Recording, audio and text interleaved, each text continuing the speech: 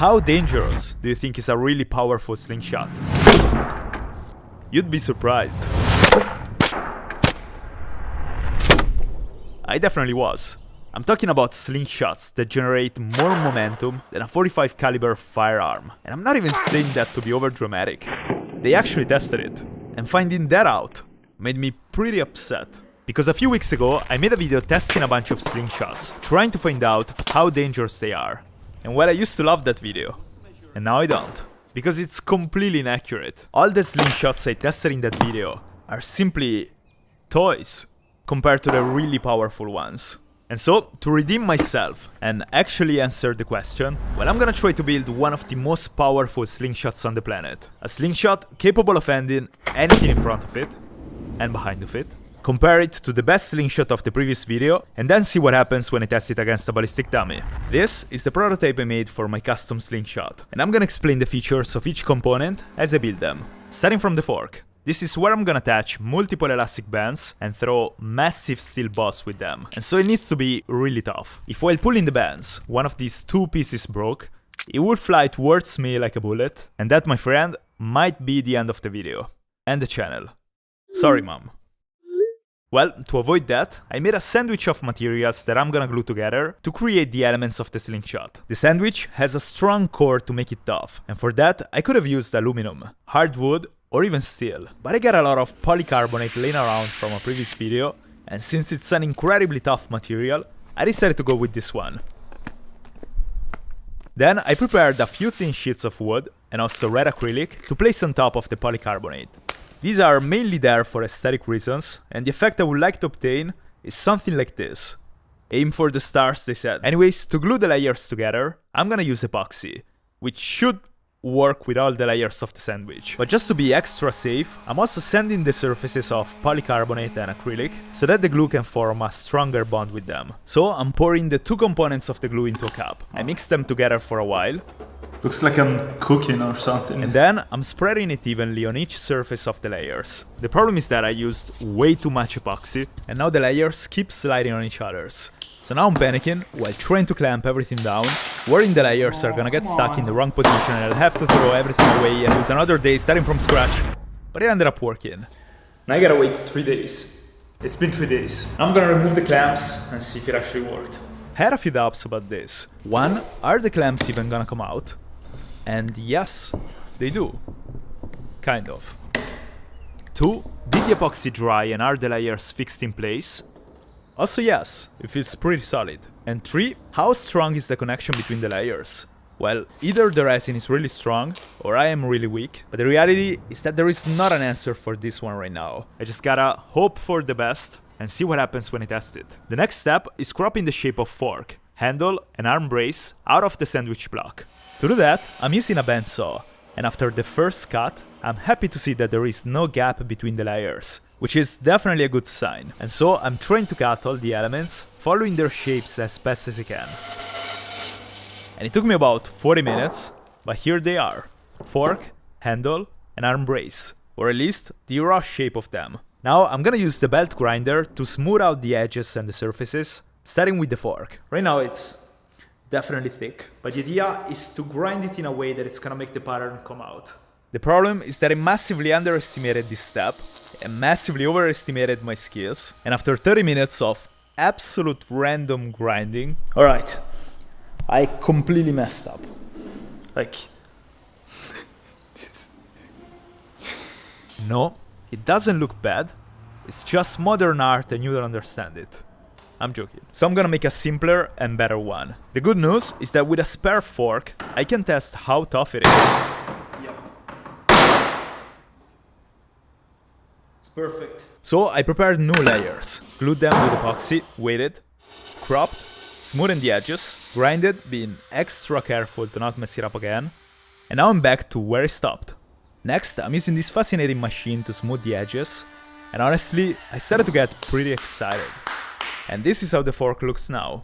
I swear I'm so proud. Now I need to sand it, then polish it. To make the wood shiny and the polycarbonate transparent. And then I'm gonna do the handle and the arm brace basically the same way. I didn't even finish the fork, and I'm already thinking about when this thing is gonna be done, and when I'm gonna be able to test it. Before that though, I need to sand it. And I already know sanding is gonna take a while. I need to go from a 2200 grit sandpaper to 1000 grit sandpaper. So I'm gonna just skip this process. But while my slightly younger self suffers for the next 5 hours, I wanna thank this plate for supporting this project. And yes, that thing moves. I just finished the workshop and I wanted to personalize it a little bit. So I picked a few posters and they just arrived. And they looked good from their website, but seeing them in person, it actually got me excited. This is insane. It's so cool. Spyro. I used to play this with my sister on our PS1 when we were kids. She's about to have a baby now. I love it. The posters feel high quality and sturdy. Let me try to zoom in. And the clarity on the images is really good. Displate also just launched a new product called Displate Textra, which basically gives extra clarity to the images by having a 3D texture on the posters. Hanging the posters is also intuitive and fast, and Displate gives you all the tools you need. Wipe the wall, stick the protective leaf, stick the magnet to the leaf. I'm using a 3D one, but they also have it flat. And that's it basically. Took me like 4 minutes to set up 3 posters. There are over 2 million artworks available in the Displate catalog, and you can pick from original art or licensed design like Star Wars, Marvel, Elden Ring, or Dune. I wish I got that one actually. You can also get them right now by going to displate.com/MikeShake or use my promo code MikeShake and you'll get a really nice discount. I'm also leaving a link in the description if you want to check them out at the end of the video. Anyways, 5 hours later, the sanding was completed. Then I used an improvised buffing machine to polish the polycarbonate, and after grinding a little slot where I'm gonna attach the elastic bands, I finished the fork using linseed oil and wax. And here it is. I really like how it turned out. But maybe it's just because I made it, kinda like my mom that likes me regardless. Well, for sure it's better than the last one. It's also pretty big. This is how it looks compared to a normal slingshot, but it should fit well the kind of power I'm going for. Alright, I'm gonna make the handle and the arm brace.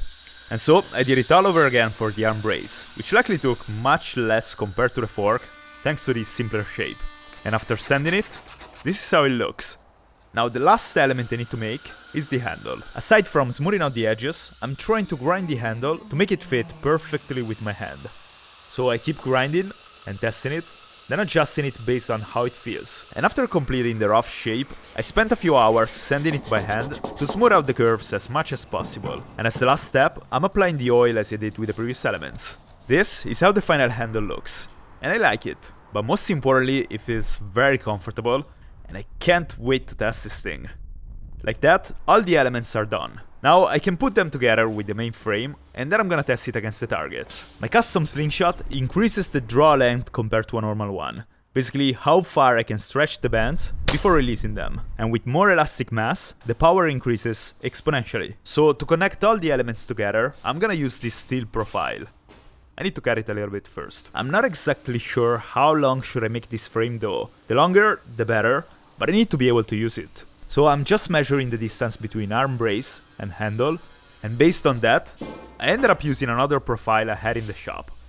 This one is exactly 1 meter, and if this version ends up being too weak, I'm gonna use the longer stick to make an even more extreme version. For that reason, I also want all the elements to be removable from the main frame. And so, to connect them to the frame, I thought about using steel brackets. I'm not sure if this is the best way to do it though. If I am making a mistake, let me know right now, so that I can stop before this thing flies towards me when I test it. Alright, if I die, it's your fault. So I cleaned up the profile using the belt grinder, and then I sanded by hand, fixing the mistakes I made on the belt grinder. One day, I'm gonna learn how to use this thing. But today is not that day. Anyways, this is how the steel profile ended up looking. Now, to connect the brackets to the frame, I'm drilling 3 holes of 5mm into the steel profile. Basically like this. After that, I can install the brackets, in which I'm gonna place the fork. I actually also mounted 2 brackets at the end of the steel bar, so that this way I can connect the arm brace to one end of the profile, and the fork to the other. Through that though, I also need to drill a few holes into the elements. And this step is kinda scary, because the acrylic could shatter in the process, and that would mean starting from scratch. So to avoid that, I'm using a special bit that should work both with plastic and wood. Then I started drilling 3 holes into the fork. This process took me like 30 minutes. I went very, very slow to avoid damaging the layers. And I think it kinda worked. At this point, I can insert the balls that I actually grinded to make them look nicer. And I also added 3 rubber spacers since the back of the wood is not perfectly flat. And I hope this will help distribute the pressure. I think it works. Yes. I believe it looks pretty good.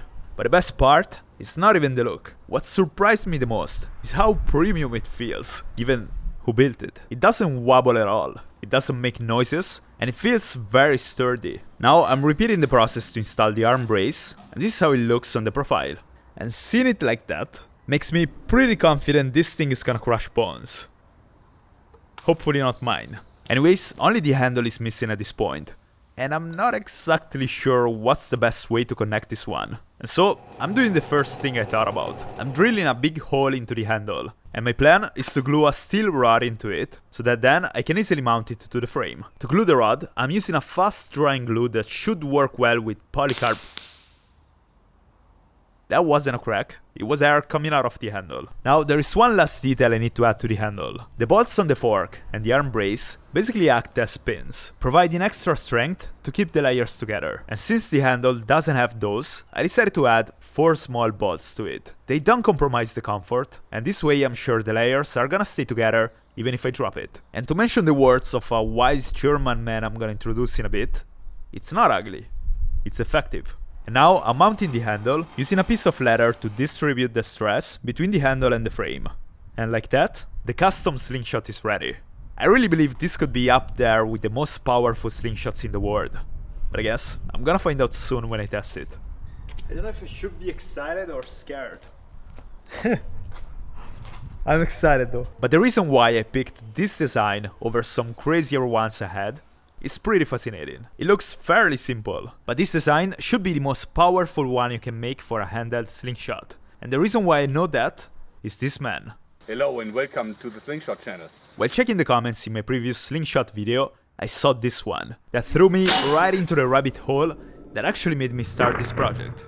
Jörg is a German god, right on top of the slingshot food chain, and he set a world record of 135 joules with a 25mm steel ball. And just to clarify, 135 joules is closer to a small firearm in terms of power than it is to a normal slingshot. And since I don't have much experience with slingshots, and most importantly, I'm not German, I reached out to him.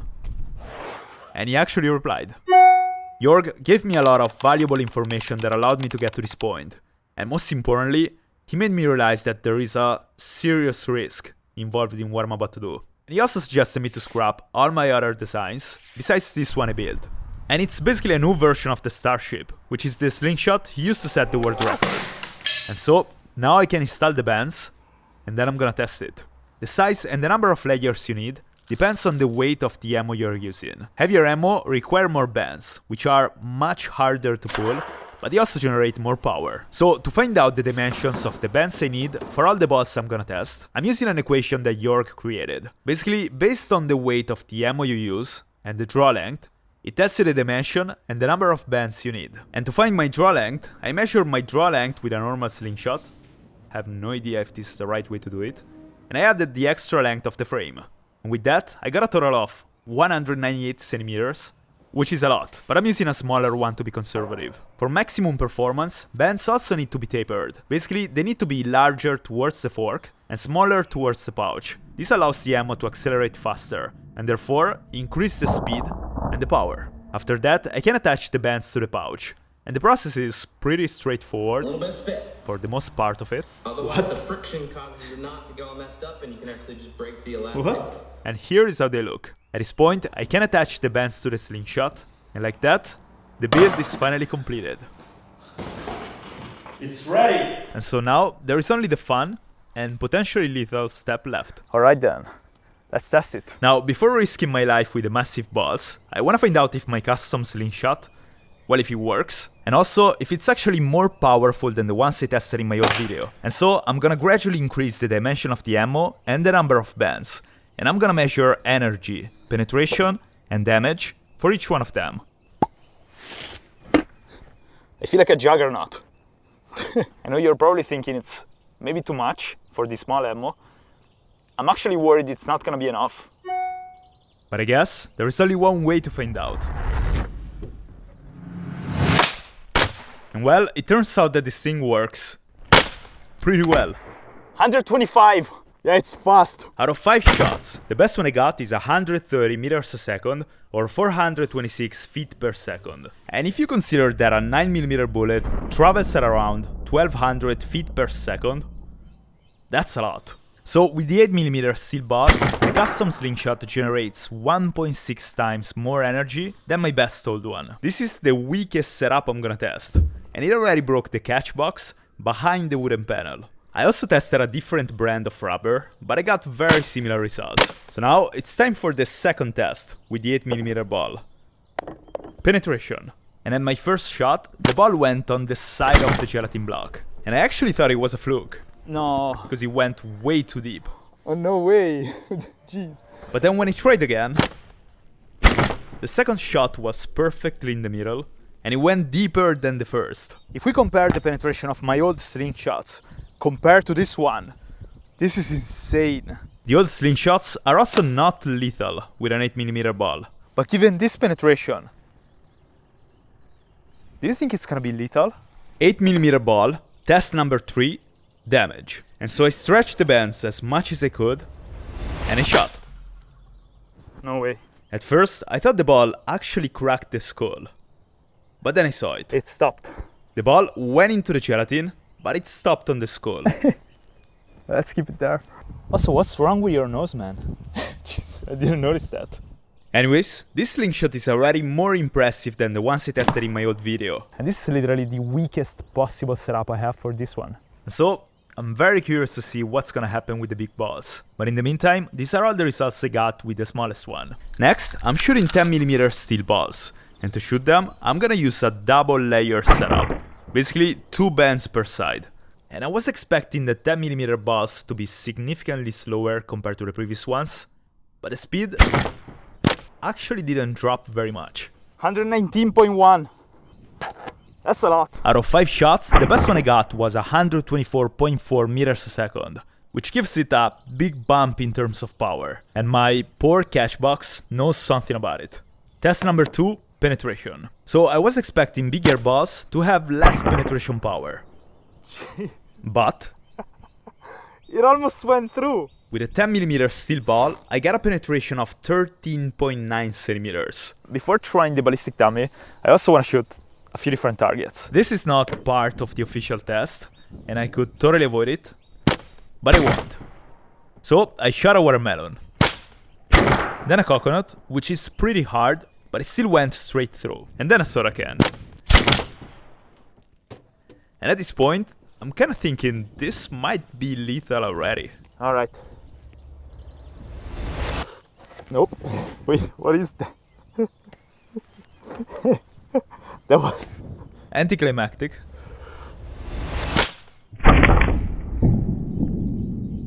I'm not exactly sure if he bounced on the bone or he just went straight there. Either way, I'm gonna try again, aiming at the forehead.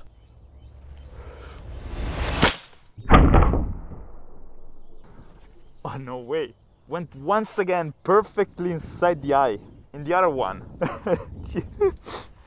Oh, come on. I'm gonna try to hit it again. But once again, it didn't crack. So I think the balls were just bouncing off the bones. Anyways, these are all the results I got for the 10mm steel balls.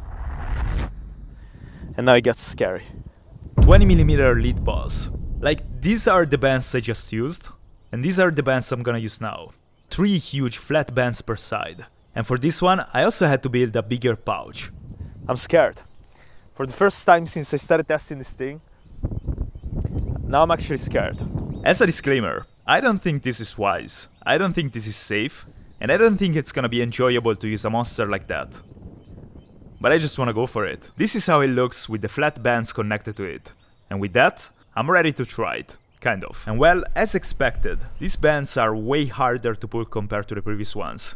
But even though this setup highlights my poor technique, and the lead ball actively tried to kill me, it was actually working pretty well.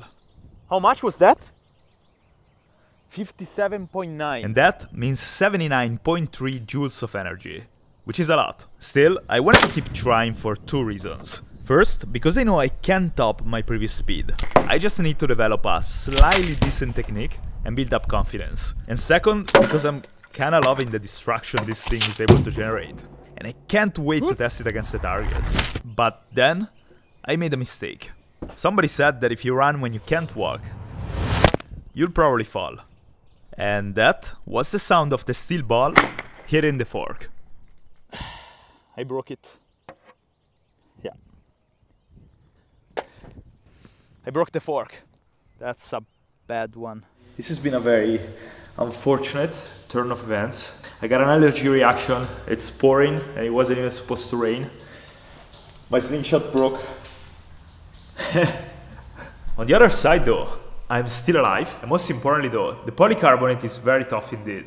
It doesn't even have a scratch on it. And so I found a temporary fix so that I can keep using it. You know, it is what it is. It just lived long enough to become the villain. So I'm gonna just wait for the sun, and then I'm gonna finish the test.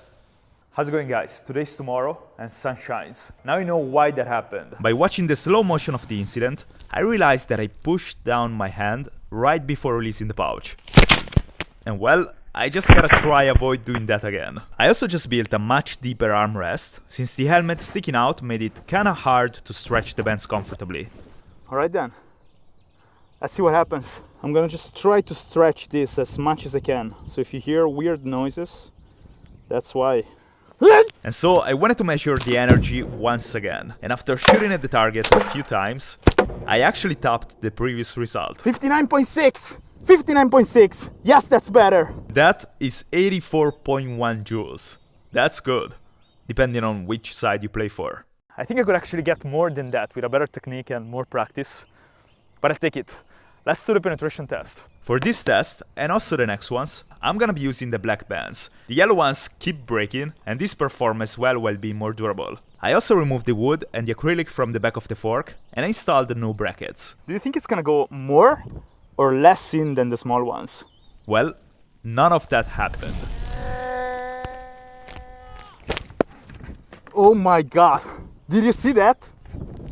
Jeez, this was the best investment ever!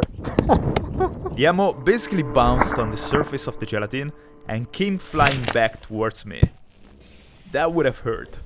Anyways, before shooting the ballistic dummy, I tested the damage against a few targets.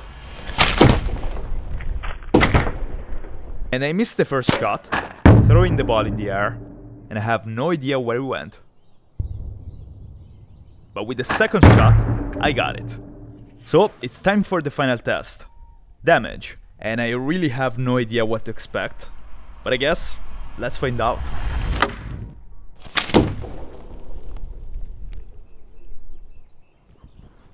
Oh yeah.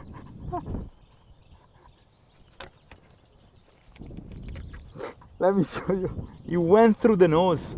Oh my god. And he cracked the bomb below it. You see that?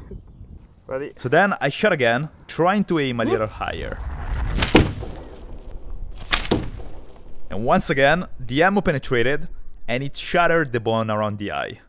So I want to try to shoot another one on the forehead and see what happens. And well, this time, I actually hit the forehead. So, I guess this thing is very dangerous. That was my honest reaction while that thing was filling up. Nothing. I did nothing. Now that the liquid is gone, it's pretty clear to see what happened. The ammo went straight through the forehead, and it actually almost came out from the back of the head. These are all the results for the 20mm lead ball. And so, to answer the question, how dangerous is a slingshot? I guess it depends on the slingshot. I'm gonna fix this slingshot and paint it, and I'll post the final version on Instagram. Follow me there if you wanna see it, along with updates on the next videos. I'm gonna keep making cool things like this one, so if you like this video, consider subscribing and check another one.